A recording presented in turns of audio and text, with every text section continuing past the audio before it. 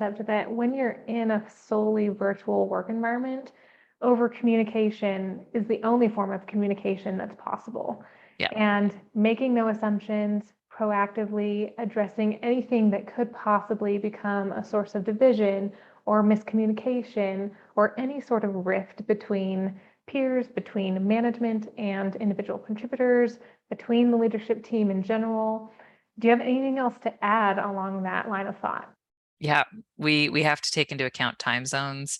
We have to take into account the coordination at the size we are now of, I was in one of our Slack channels and noticed that for ad hoc administrative, can you check this spreadsheet? Can you add your input on this? Can you do this? 4 of them had accumulated in a given week. And it was a good flag of, ooh, we actually need to coordinate this now. We need to make sure that all the different people that might be asking for these things ad hoc actually have a bit of a plan in place so that it's not 4 things all at once. And now we've got someone who's already maxed out for the week, thinking about 4 new things that they need to take care of by the end of the week. So some of that's our own pre-planning to give enough lead time, figuring out the mechanisms that those tasks can be tracked. So it's not just a off the side of your desk Slack message that someone's easy to miss. So the time zone thing comes into play all the time because we do have people on the East Coast, West Coast, and a few people internationally.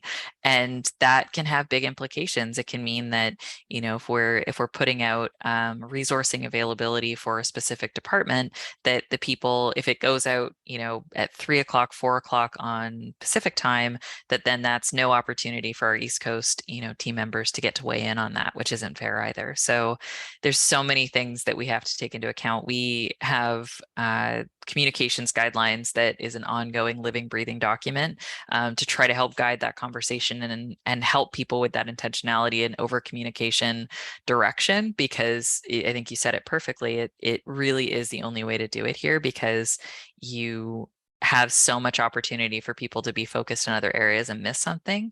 And so making sure it's really visible, really apparent. You're probably going to have to repeat yourself a few times. And it's not that people aren't listening, it's that they're fragmented. This is the way that we work asynchronously, and that has an impact on who and how and when and how actively people can actually absorb a message.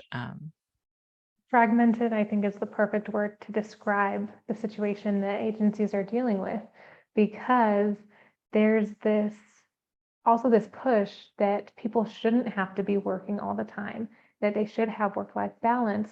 But in this fragmented asynchronous communication environment, if you're not up to date on everything at all times, you might feel like you're going to miss out on something that will help you do your job better or relieve pressures at work because there are resources that came available.